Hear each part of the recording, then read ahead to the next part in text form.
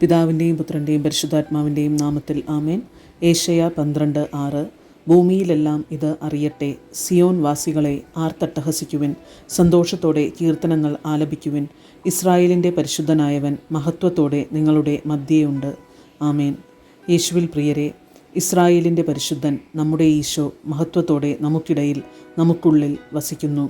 ദൈവം വസിക്കുന്ന ഇടങ്ങളിൽ ഭയത്തിനും നിരാശയ്ക്കും സ്ഥാനമില്ല. എങ്കിലും പലപ്പോഴും നമ്മുടെ മാനുഷിക തലം നമ്മെ തളർത്തുമ്പോൾ വർദ്ധിച്ച വിശ്വാസത്തോടെ നമുക്ക് അവിടത്തെക്കുറിച്ച് അറിയുവാൻ, അവിടത്തെക്കുറിച്ച് പാടുവാൻ, പറയുവാൻ ശ്രമിക്കാം. കർത്താവിൻ്റെ നാമത്തെ സന്തോഷത്തോടെ സ്തുതിക്കുകയും ആ മഹത്വം ലോകത്തിലാകെ അറിയിക്കുകയും ചെയ്യുവാനുള്ള കൃപയ്ക്കായി ഇന്നേ ദിനം പ്രത്യേകം പ്രാർത്ഥിക്കാം.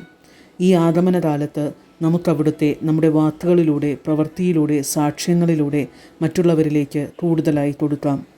നമ്മുടെ ഇടയിൽ ദൈവമുണ്ട്.